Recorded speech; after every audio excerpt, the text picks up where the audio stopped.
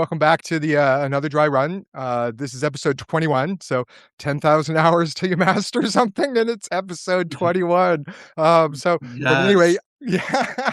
I'm your host, Samantha Page, and with me, of course, is co-host OnyxRose. And thank you for being here, Onyx. How are you? I'm good. How are you? Yeah. Screwing up your name. That's how I am. That's Um, okay. That's yeah. okay. I'm doing pretty good. After that Um, experience, of course, I feel a bit more positive. It's been an interesting day. Got some errands ran. Did some adulting. That was kind of part of my adulting, was looking at my finances. Um, Kind of to nice. give you, yeah, go ahead. I'm sorry. I tend to ignore that part of adulting, until my bank account hits very low, and then I have to Mm. start worrying about where I'm going to get the money to put the money for the bills. Yeah, yeah, Um, uh, yeah. I feel yeah. I hover at that um, myself. Um, but it's just for me, it's different because I mean, there's the saying that transitioning doesn't like solve all your problems, and it's true, and it just kind of makes no, things. it doesn't. It puts priorities to the things that maybe you should address first that are kind of on fire, right? That require a little dog Right. saying it's fine, it's fine. Um, and Well, so yeah, transitioning may not solve all your problems, but it'll mhm, make you want to live to try it and does. solve all your Yeah, problems, it makes yeah, it makes them worth So that's solving. And that's true. right, I exactly. I didn't think I had a future in a lot of ways. So the idea that I could have a future now, I want to Same. make it the best one I can possibly make. Right. So, um, Right, right. past me didn't think too much of future me because it didn't really think there was a future there. So, and so it's different. It's Yep. anyway. I digress at least, but welcome again. Today's show, we're going to talk a little bit about Pedro Almodovar's, or wait a minute, Almodova's, Pedro Almodovar's, All About My Mother, which is a Spanish 1999 Spanish language film, won an Academy Award, and it had some trans representation. Last week, we sort of delved into The Crying Game. And how it, as a wider release, sort of introduced people to the concept or to who we are, and how that sort of had disastrous effects for the community. And my idea was to sort of portray or contrast this depiction, which again isn't, I mean, it's a rough life, but the characters are certainly drawn differently. Um, we're going to talk a little bit about that, and then maybe we'll just talk about some of just what's going on. We have a plan. We talked about a book club last time, and I really was really kind of We excited about did. the idea of a book. Yes. Uh, and so I've taken the liberty of choosing our first book to sort of be part of that. And the way this book works is there are 4 books in it. So like the first book is 3 to 69 pages. And we would talk about the book every other week, along with the movie. God, we're getting really full of stuff to talk about. But well, that's a good thing. That's a good. There's lots to talk about. Yeah, That's it's a good certainly thing. yeah. Our Yeah. culture is wide and broad and varied, and it's always good to talk about it. So, but we'll talk a little bit about Right. that. And but the book that I'm suggesting is our first book in the book club is to be honest with you, I haven't read it. And it's Jennifer Finney Boylan's. She's not there. A Life in Two Genders, and so this came out. I do have that's my paperback copy. Um, but Yeah. and so what we will do is start not this weekend or not this show or the next, but the show after. Yeah, 2 weeks from now. 2 weeks Yeah, from now. that Right. was Yeah. kind of a funny thing to So. see while I was doing it too. So, but anyway, so 2 weeks from now, we'll start with the book one of that book, and it's a memoir, and then I have a book in mind to contrast with it after we finish it, that we're still thinking about and talking about. And and I also have a plan for the movie that we're going to do next. And so it's going to be a busy show. We have lots to talk about, and I'm just happy that Onyx Rose is here to join us and to talk about it, because Onyx Rose is going to talk about something that's interesting and new to me, and I hope that you also find interesting and enjoy it. And this has something to do with you. I know your birthday was recently, Onyx Rose. Is that right? So. Yeah, my birthday was recently. It doesn't tie into my birthday except for the fact that that the festival started on my birthday, and then I know. I just wanted to say it everything was your else is. birthday recently, so I could say happy belated birthday. Okay. But Thank you. yay, happy It was belated July birthday! 27th. Yeah, yeah, Yay! yay. Um, so I'm sorry. This festival, which began at or around your birthday, I didn't mean to cut you off. Hon. Right. No, yes, it did begin on my birthday, July 27th, and ran through last night, I believe. Oh, It's called the Oshun Oshogbo Festival. It takes place in the southern Nigeria city of Oshogbo, mm, which is in Osun State or Osun State, Nigeria. wow. Okay. So this is it, it is a festival that attracts usually around 1 million people, followers and devotees of Oshun, the river goddess um, of Osun State, because there's a river named Osun that also runs through Osun State, and the festival is a renewal of the Mm, promise and of the renewal of the promise between the city of Oshogbo and the deity or Orisha mm, Oshun. So, okay. yeah, Oh, okay. So is it's yeah, yeah, no. yeah. Is it something like, I guess, my understanding of and I know nothing about this region, so forgive my ignorance, but like the Nile, for example, has a year where it will flood or whatever it is and bring in new nutrients to the soil, and that would be celebrated. Is it something related to the river and the way that it flows since it's a river god? Or So yeah, so well, Oshun is mm, a an Orisha, and an Orisha Orisha. is Okay. like a right an Orisha. Think of an Orisha as like a Greek god. Mm, So instead of Greek gods, these are African gods and goddesses, but they're Orisha. mm, So the Orisha, like Oshun, is the Orisha of divine femininity, mm, fertility, abundance, prosperity, and people go to the Oshun River or the mhm, Osun River, which runs through Osun State, and make sacrifices and like take some river water. And it's supposed to hold mystical properties. okay. Um, it is. Uh, the Orisha belong to Ifa, which is the religion or spirituality, and that in turn spawned spiritualities like Santeria and Lukumi, and all these others that are sub-Saharan or Pan-African religions um, Okay. that Yeah. came with the African slave trade. Um, and like Yemaya is the main ocean deity, Orisha. Mm, She is the mother of all, and so yeah. So I go on, but okay. No, enjoy. I am Yeah. a child of Please. Thank Oshun. you for sharing. I'm Yeah. a child of Oshun. Uh-huh. I'm a child of Oshun. I was crowned, and she is one of my head Orisha. Mhm, And so I what this like I said, the festival is 2 weeks. It has a lot of ritual involved. It has a lot of like giving blessings and hoping mm, for mm, a renewed sense of livelihood okay. and prosperity. Wow. Yeah. And Oshun gives this, and for women who are infertile or want to have a child, they will prostrate to Oshun. Give offerings Mm, and some certain sacrifices. Flowers, fruits, things like that. In the name of Oshun. yeah. So the 2 week festival is called the Oshun Oshogbo Festival, and Oshogbo, the Grove, is a UNESCO World Heritage Site. So it's been Oh, around wow. for since at least the 1600s, if not longer.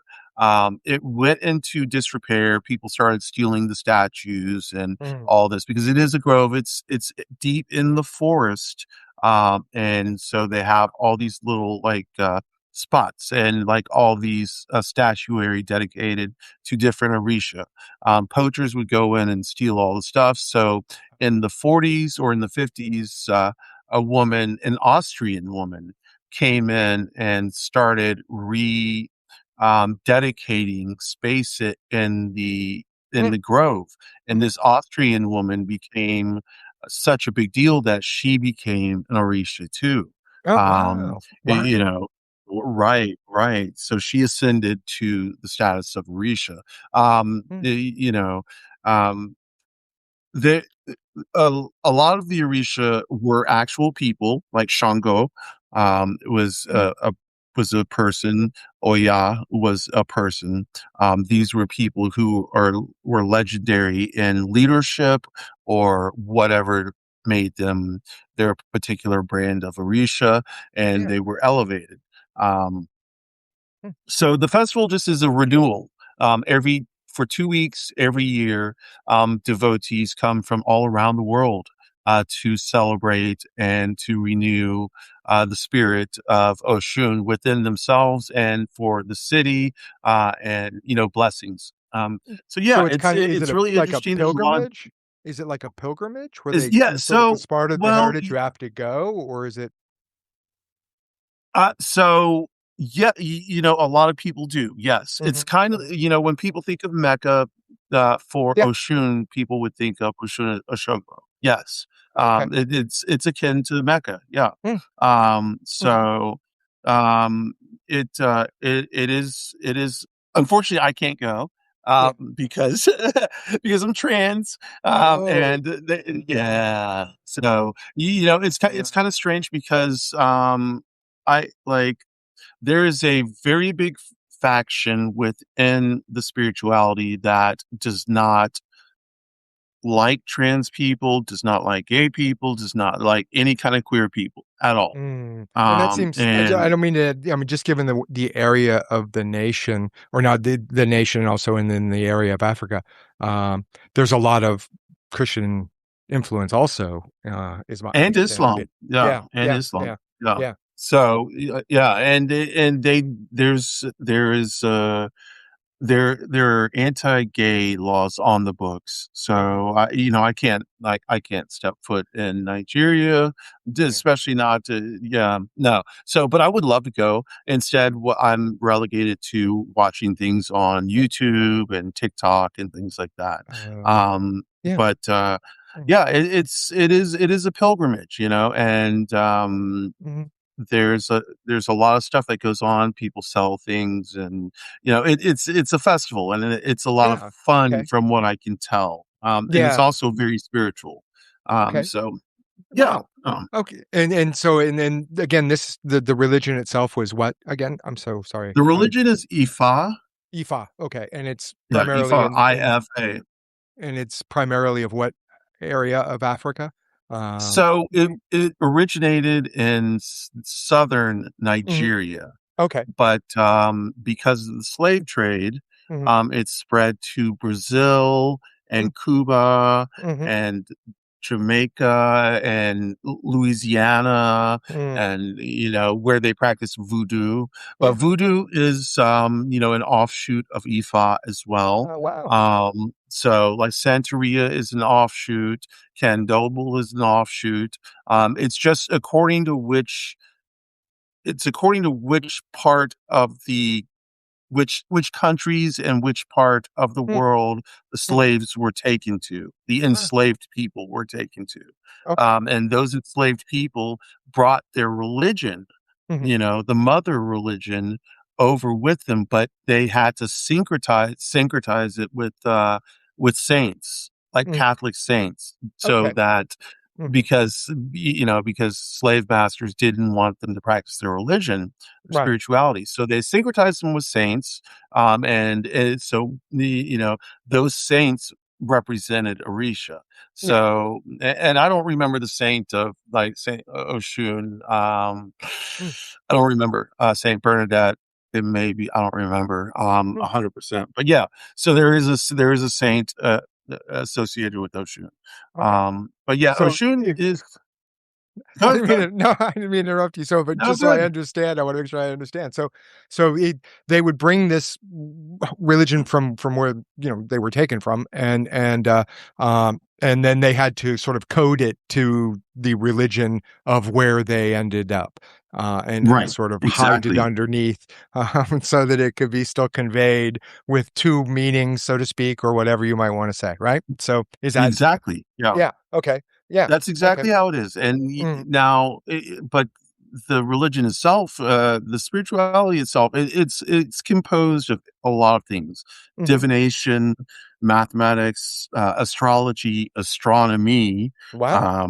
Yeah. like just a whole world cosmology that's going on here, and ritual, of course, sacrifice. Mm, There's a lot of stuff that goes into it. There's scripture, not really scripture, because it's not there it's not comparable to Christianity. yeah. You just can't compare it. There is no, while there is a supreme being, there is no like devil or anything crazy like that. Yeah, And yeah. so um it's an ancient religion that has been passed down orally. So Mhm, mhm. there's not a lot of books on it. Oh, The wow. books that are on it you see are coming out within the last 20 years. Mm, But before that, it just goes down from family to family to family to family, and those families train other peoples to be priests and priestess of the religion of Ifa. So mm. What and training is intense. You have to learn a lot of l- liturgical stuff. mhm, mhm. And you need to know how to understand divination, and divination using cowrie shells or cola nut. So no. Okay. I don't know what colonnade is, sorry. Yeah. Oh, yeah. Kola nut it's a bitter nut, Oh, like a oh, bitter nut, a kola nut, yeah, so oh, you okay, would yeah, use them I'm just sorry, like yeah. and use cowrie shells. Cowrie shells have, like, they have teeth on one side and, Mhm. so it's, like, open and closed, and you would use, like, cowrie shells for divination, um, Wow. and yeah, so divination is the main part of Ifa. Ifa is divination. And I yeah, have questions I about could go on and on divination and about what yeah, I know, I appreciate that, and we should at some point. I mean, you know, it. I appreciate sort of, systems that create you know, reasons for what we see and, for reality, right? And so it's interesting Right. to see, and many religions have done that. Many, philosophies have done that. Um, but it's interesting to be exposed to different ideas of how our world exists or how it came to be. And so I appreciate people sharing me, that story, or their stories of their faith. And this is your faith, right? This isn't something like a faith Yes. you're appreciative of. It's your faith. Yes. Yeah. Yeah. Yeah. I am initiated.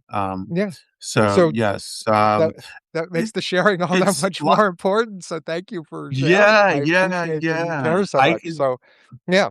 Uh, it's a lot of training, it's a lot of learning, it's Mhm. a lot of study, because Mhm. it's a philosophy too. Mhm. Mhm. So and the initiation parts are pretty heavy. There's stuff that you were marked with Mm.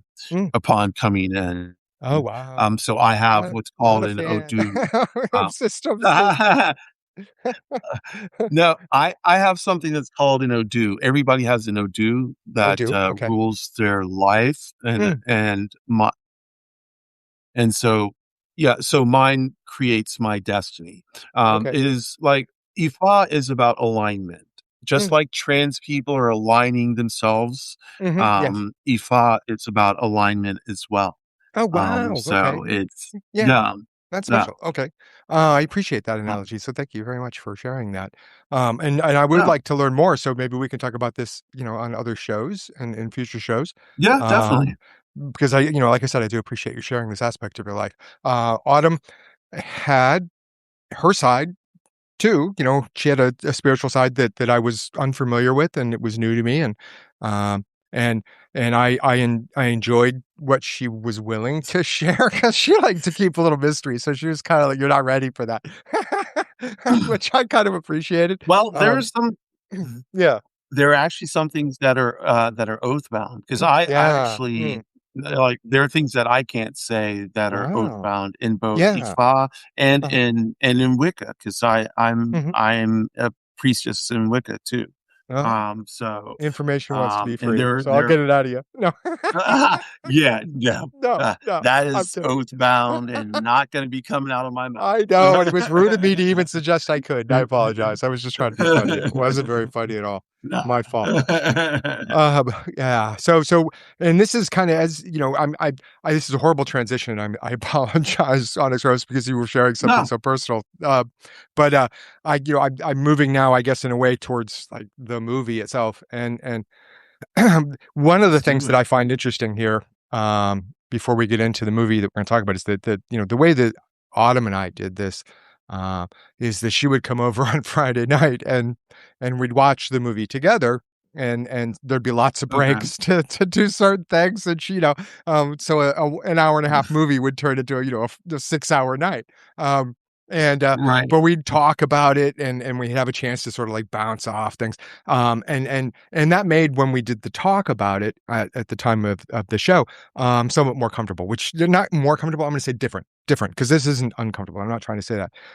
But this is what I like Right. about the idea now is that you and I have not talked about this movie, um, and and and No. and this is I don't know. Some people might call it a weird movie or different movie, or it's certainly not the typical of what you see today in major cinema.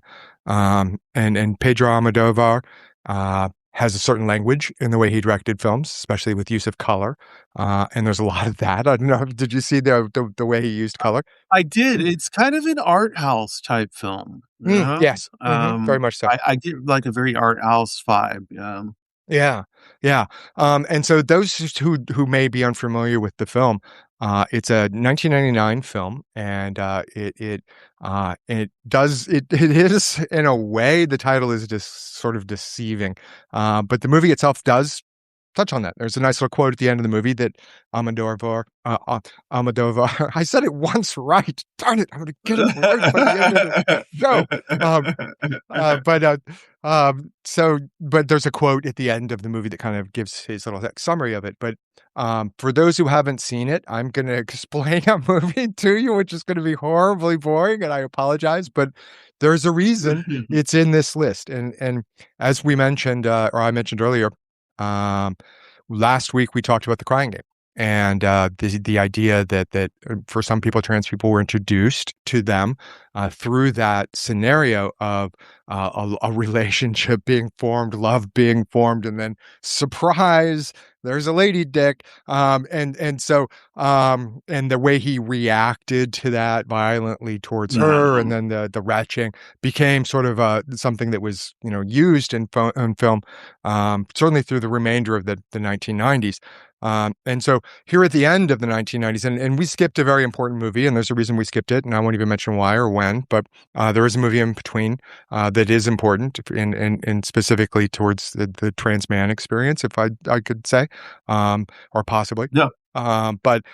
So this movie comes along in 1999, and it's a Spanish language film by a well-known director with a language and a film sort of back category or catalog, um, and a distinct visual style. And so the movie itself opens with uh, a mother on the couch with her teenage son, and they're talking about his past.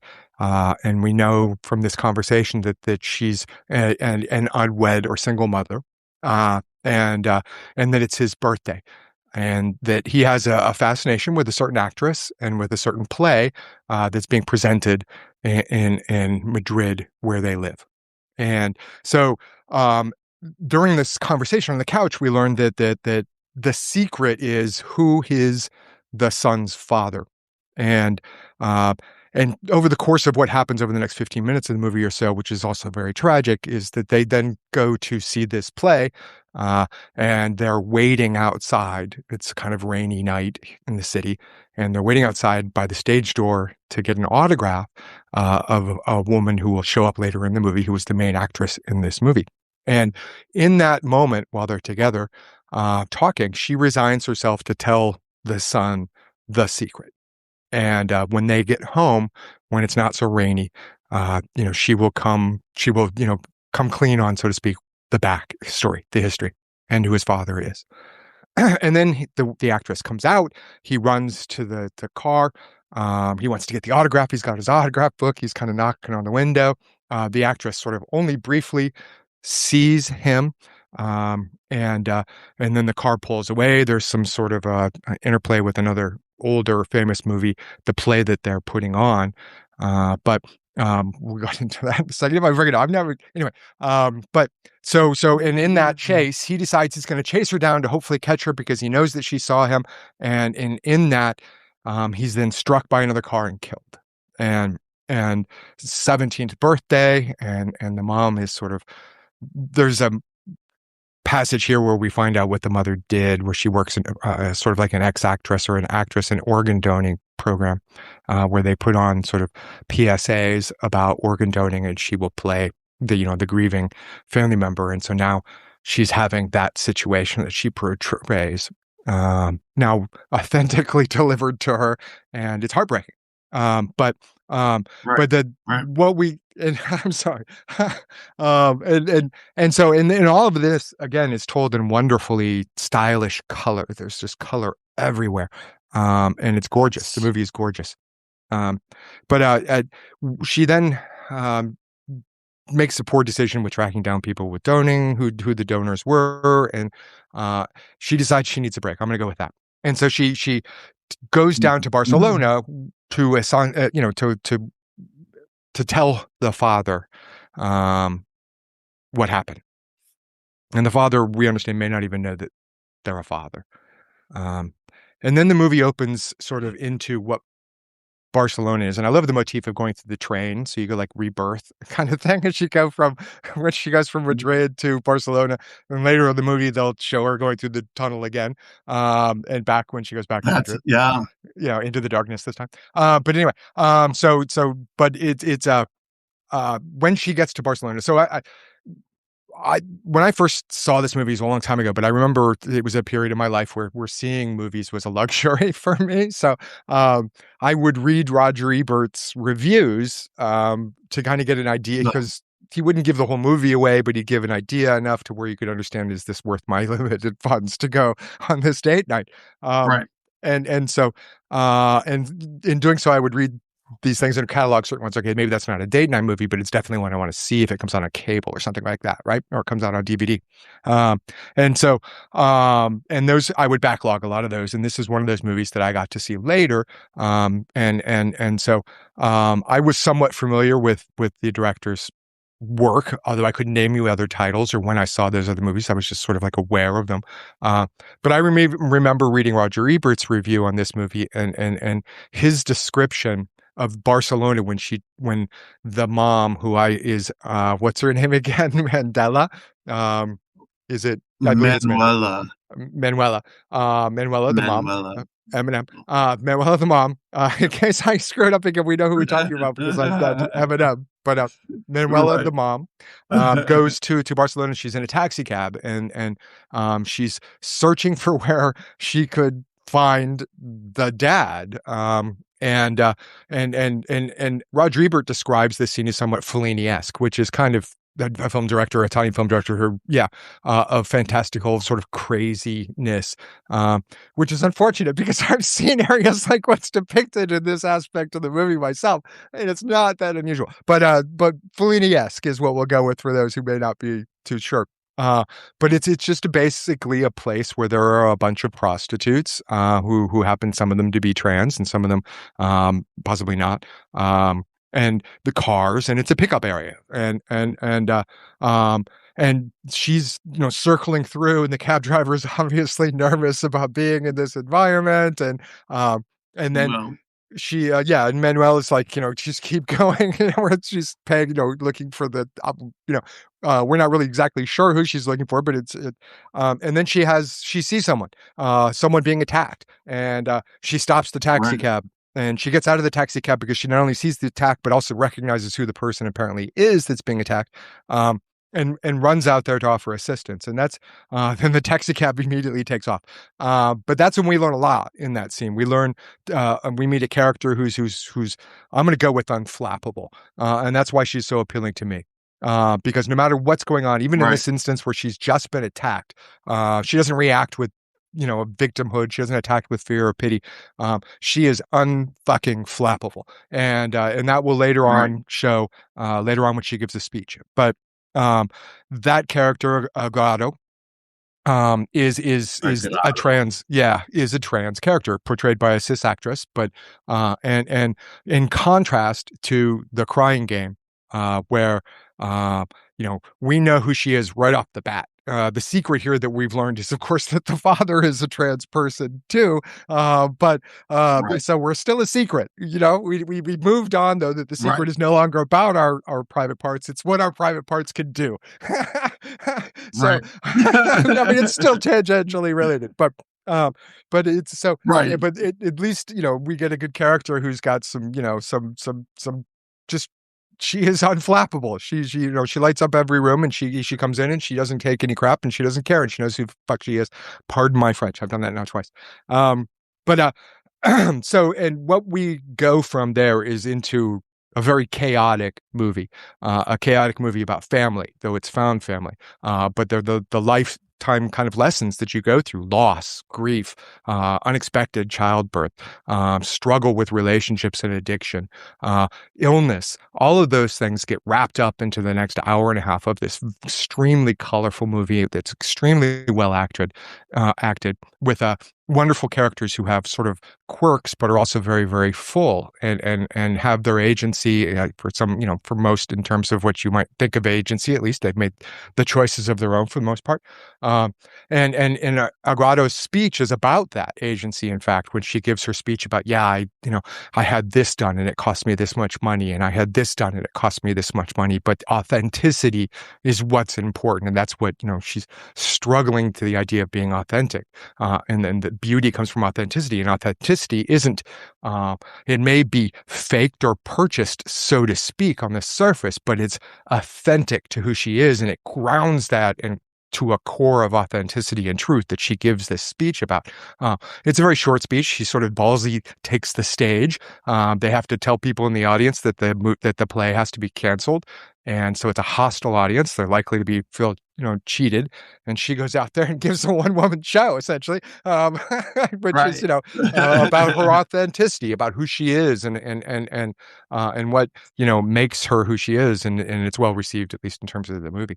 Um, but that isn't the whole thing about what the movie is about. What we also, and we learn Rosa, who is played by Penelope Cruz, who Yes. is A she young Penelope Cruz. yes, very young. She is a nun who has been recently told that she's going to El Salvador as part of her mission, and that there she is going there to replace a group of nuns who were murdered recently while in El Right. Salvador for being Christian nuns.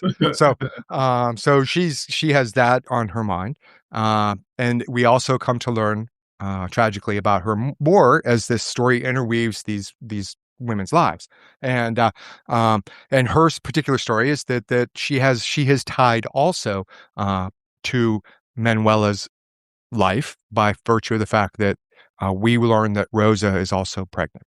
She's a nun. She is pregnant. And what she did as a nun is worked with. Buzzchurch. Oh, sorry. What she Yeah. did as a nun was work with prostitutes. So in the course of this, she happened to meet the father.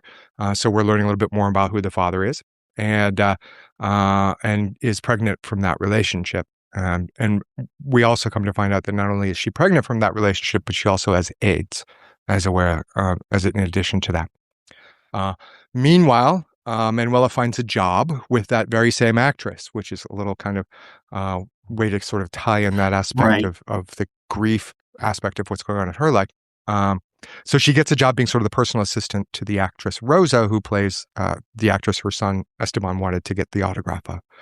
And Right. through that, we learn about Rosa's relationship, her lesbian relationship with a younger lesbian woman who is hooked on the junk, which is unfortunate because as Rosa says, and I'm hooked on her. And so, but Right. it's a, Right. so there's this aspect of that drama going on in the background as well through that's interweaved into this story. So Rosa's relationship with Manuela, and then eventually when Manuela leaves that job to look after Rosa because Rosa, did I get those confused with the actress and the I didn't I? Darn You, it. um, you said Manuela, Yeah. All right. So the actress's and name, Rosa. anyway, uh, darn it. Huma. I thought it was Huma going so well. I shouldn't have is. stopped and listened to myself. Uh, uh, Wait, Huma? the Is actress, it the woman who is the Huma? actress, that Uh, character, um, yeah, not of what? Of who? Of Manuela? Manuela Cecilia Brown? worked for her. Manuela worked for her, the actress who was on stage. Oh, yeah, yeah. Oh, It seems mm, like I thought her name was Huma Rofu. No, okay. Huma. No. Well, we're winning here. Moving on, Yes. unflappably, Yeah, just like we're just gonna move on. unflappably. Yeah. So, eh, anyway, let's go with that. So she, Yeah. um, Agrado will eventually fill in for her as the personal assistant because of issues where Manuela has to go take care of Rosa, who I believe is the nun played by Penelope Cruz. Um, and Yes. yes, good. I got one thing right. And but because of the AIDS, and of course, then she has preeclampsia, and so she can't be moved, and she has to be sort of taken care of because and then to move along, I guess, in like what is a poor description of a very good movie that's just horribly told. Um, that the child is born. Rosa dies as a result of the AIDS and in the process of that childbirth. And there is some initial concern over whether the child may have AIDS themselves, or the child may have AIDS. And that concern addresses itself in Rosa's parents' fear of the child, fear of touching the child, fear of holding the child, fear of Right. because of the fact that they're so Manuela decides that she is going to rescue that child from that and take the child, with permission, um, back to Madrid to sort of raise the child. And um, that's when Rosa dies because she goes back to the funeral for Rosa, and that's when we meet the father. And the father is also a trans woman, and the father's name is Lola, and Lola did not only know that she had an Edward, she also didn't know that she had a second Edward, and it's a difficult scene because there's a very interesting scene where Manuela's in a diner explaining her relationship with her husband.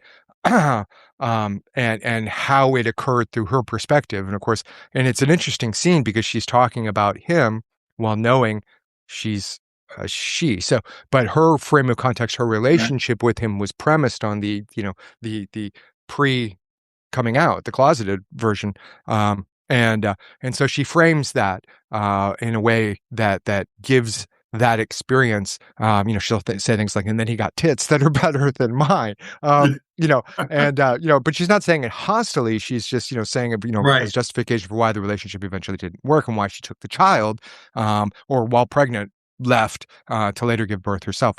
So it's a very interesting way to sort of frame that because that was her frame of reference, and that's her story, and that's the way she chooses to tell her story, and that's important too.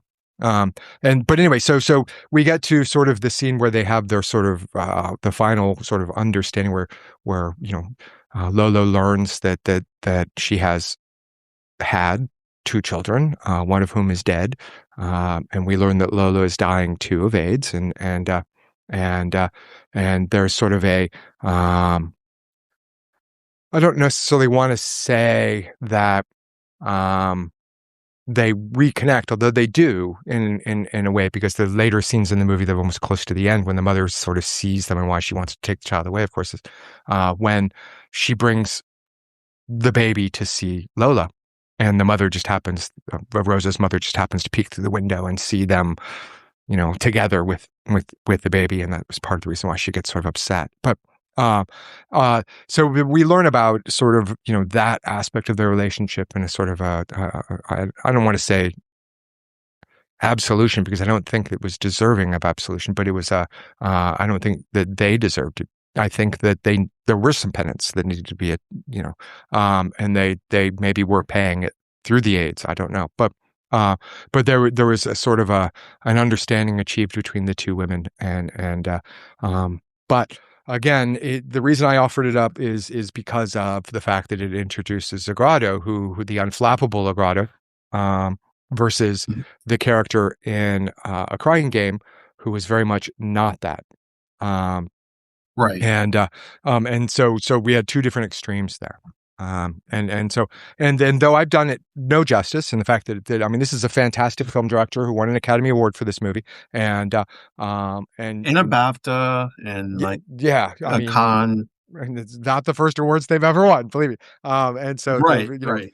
and they are an ally, and this is an allied film, and the movie ends with, I think, a very poignant quote, where it's projected on the screen in Spanish, and then I have the translation that my boyfriend gave me. So we'll hopefully see what it says. I can put my glasses on for this. Sorry, just a second. And whoa, poking myself in the eye.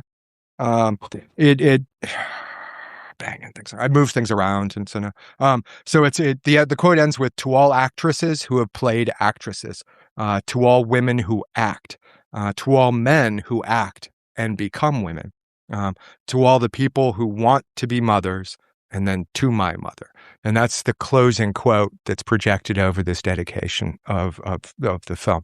And so I think that's a beautiful quote, and I find it It interesting that he is. phrased It that is. to all men who act, whether it's act by action and taking steps, or whether it's act by pretending, uh, all men who act to become women. And so, part of the becoming. So anyway, and so that's the quote that the movie ends with, and again, it's sort of an homage to his mother, and to women in general, and it's and actresses, and it's a very interesting movie, and again, I wish that I could do it justice. God, that was He um, well, he does gender well. yeah, It's not hmm like hmm it's not like a mockery of gender, No, God, you each of know. these people have And whole lives and experiences, and right, their lived experiences, and the pains and joys, and you're right, they're fully rounded. Yeah. right, Uh, right. yeah.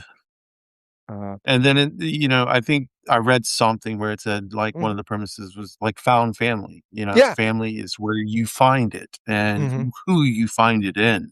Yeah. No, That's true. That's true. And that was one of the points I think that Rodrigo. This is a movie. This is a family movie. I mean, it's a family values or movie. It's just a found family values movie. Whatever. I don't know. Yeah, maybe I'm quoting the wrong movie, but anyway, I agree with you. It is about family. It's a very chaotic family. When everything that goes on is all of those right, things that make up the lifetime of you have in your family, um and all of those experiences as emotions, and they come very chaotically and colorfully in this movie, but they're all shared together through a very interesting and well-written cast that includes right. pretty freaking amazing trans women. Um, Yep. and and Well, and and it presents trans women not necessarily as a secret, or there's no one's throwing up or gagging or something. This is right. thankfully. Yeah, exactly. But it's an interesting movie just in terms of culture. So that's kind of frames the '90s. Again, there was a very important movie right in the middle of there. There's several, but and so Well, yeah.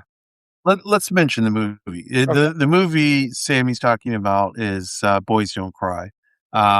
And I saw it at a pretty vulnerable time in my life, and thanks to Sammy. I don't think I can watch it again, Hmm. so we're gonna Hmm. skip over that one. Yeah, I don't think I Um, can either. So yeah, and yeah, there's another one later on that no, I probably can't too. no, That we'll talk about. But no. There um, is one I would like to talk about though. oh yeah, Ma which Vie one? en Rose. Malvi and It's called Rose. Ma Vie en Rose.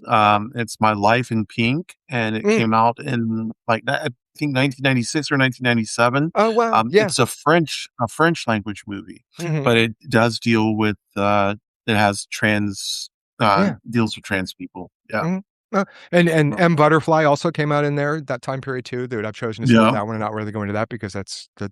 Uh, in fact, in my plan, sort of my next movie that I was going to suggest was going to be The Danish Girl, but I don't want to suggest The Danish Girl, and there's a reason why I don't want to suggest it at least without context added before it. Uh, is because that that took a story and sort of made it into a romantic historical novel and right, recast the right, framing in such a way that it really doesn't have the full. I mean, she there was a culture and a history there within that she was drawing upon. This wasn't so like out of the blue. Nobody oh my gosh that it's right. portrayed in this, and it wasn't certainly so tabooly expressed. So. The what I wanted to do is provide that context by suggesting first a documentary, and then possibly watching um, the Danish Girl, but we could watch yours instead after the documentary if you don't mind. But or we could watch Which it before. documentary? The documentary is El Dorado, Everything the Nazis Hate, and it's about that. It's on Netflix, and it's Okay, his historical sort of overview of sort of the Berlin and Hirschfeld right before the Nazi takeover, and then what right, the Nazis did, and it sort of gives a context to what it was like. So Berlin was a big metropolitan in Europe, uh, and right. and and it had a queer culture. It had a lot of queer culture, and it was Yeah, targeted, specifically by the Nazis. And this is a documentary that talks about that culture, so that you can give sort of the Danish Girl, which historical or fiction, whatever historical romantic novel, because that relationship really is, just to sell the movie. But I mean, I'm right. sure there was a relationship, but maybe I don't know. But so this gives more of a context to what environment Lily was in when she was sort of making these decisions and making her where she would end up. I did it again. I gotta work on that. I'm gonna have to go to the gym. I'm just lucky there's not a breeze. I'd probably take off like a Just flying squirrel. This is horrible. I'm so upset. Luckily, it's not this arm because everybody would see you it. don't need to be embarrassed. Oh my god. Okay. Anyway, whew. um, but so I thought by giving some sort of historical context, it might make the Danish Girl make more sense. But again, Right. in the movie I wanted to show, but I can't find it any streaming services, although it may be available from the public if you have access to a public library to be able to stream movies. T or something. I don't remember the name of the streaming service, but it's a movie called uh, Funeral Parade of Roses, and it's a Japanese movie from the Japanese New Wave, and it's in 1969, and it examines so it has a story of you can't really use English terms like gay man or trans woman to describe this person's gender presentation and identity because it's specifically Japanese, Right. uh, and so Right. this the movie is Japanese New Wave, which I guess when Kubrick was putting together his plan for Clockwork Orange, he pulled a lot from the imagery of this particular Japanese film to establish the imagery for Clockwork Orange. So it's very Right. weird. It's very avant-garde. It's very like Right. halfway through it becomes an interview, and then but it's Yeah. unfortunately not streaming, and so I wanted to show it because it's a completely different representation of a gender experience that's outside the Western cultural frame. Much not unlike Two Spirit, for example, that doesn't necessarily translate really well, but it's still Right. a valid and existing, they exist. And this movie was before the Western audiences became sort of fixated on who trans people were, at least in terms of cinema.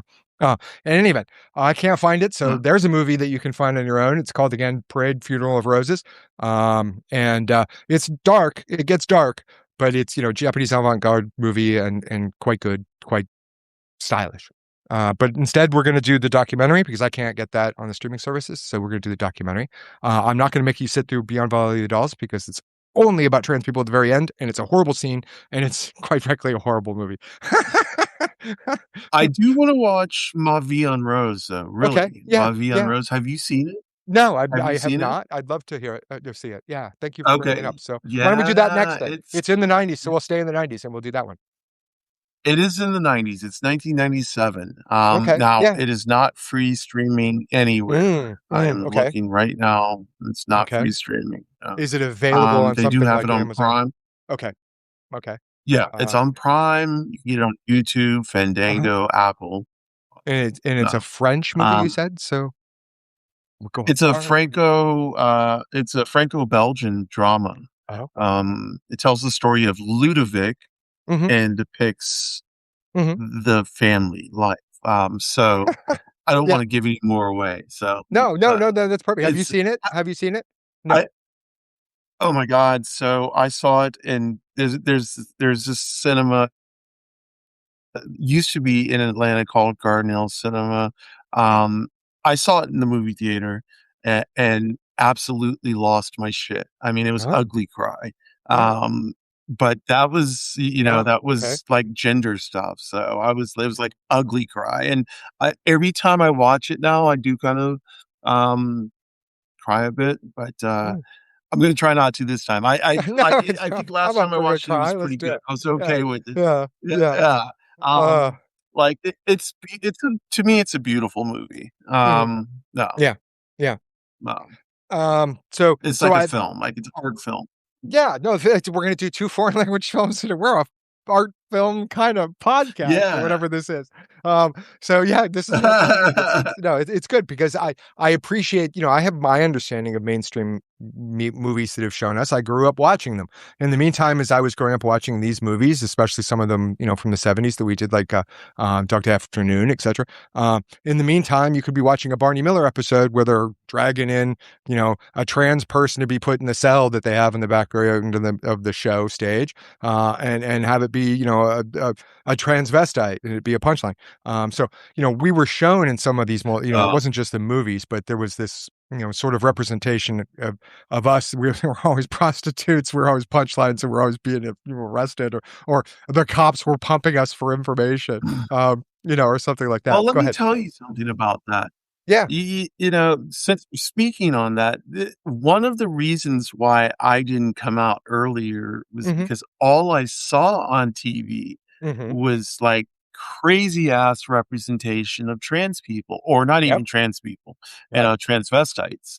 Hmm. The, and I was like, this is not me. Yeah. I don't understand this. And, Yeah. and And then and and it took,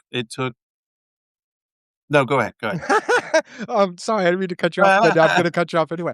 No, And go that ahead. because that it sings to No, the actual point of what I'm hoping is being conveyed here is that, I mean, we're trans, and we had those issues with trying to deal with the media that being consumed, or that's being consumed, and we right. care, about this experience because we're experiencing it ourselves. The average cis person who has no even concept of what it's like to not feel aligned, and that projection from Right. that presupposition really pisses me off when they want to join the WNBA, by the way, because it not only makes a Oh, that's some mockery, bullshit. it makes That's a some mockery of the WNBA, it makes a mockery of us, and fuck you for that. Because my life is yeah, not just yeah. there for you to be It mocked makes a and for you to, mockery of yeah, women, it does. It Oh, does. of And it's all cis women, men. It's all always women. cis men. Right. It's And always this men, mhm. always. Yeah. No, I'm gonna get off my high horse there. Okay, so I'm so nice, but thank you for backing me up. I'll Whew. jump off too. But it just, yeah. I don't even know where I was now. I fail, Well, fail. so I think Mhm. is it for next week we're gonna do Ma Vie en Rose, or do you Yes, wanna do that in Mavion on Rose, Mavion Rose, and I don't know, have no, any idea how to spell that. I have no idea where we could find it, it's but M-A mhm. Ma I'll send it to you. Yeah, yeah. Just put it in the It's chat. Can you put Ma. it in the chat? Yeah, it's in there right now. It's Oh, in it is? there. Excellent, okay. Um, Yeah, God, good. Rebel Ma Crone says it's a Vie wonderful movie. en Perfect, thank you. Rose. Hi. It's Hey, a everybody. beautiful movie. It's, Yeah?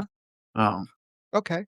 wow. I like that. I That's love perfect. it. Yeah. It got Rotten Tomatoes give it a 93%, so, What? Okay. Good. Um, it's and Roger Ebert gave it a 3 out of 4. Yay, go Roger. Well, I have to. I love Roger Ebert. I mean, I'd spent years with him, yeah, so to speak, through those essays and movie yeah. reviews. Um, Um, and I mean, that was one of the I was going to begin this segment talking about the movie again. I was going to talk about it by my experiences first with Roger Ebert by watching his show and having, different than Sesame Street, different than Zoom, different than Electric Company. It was, a movie thing that was kind of deep and a little, and because it was on PBS when I was a kid.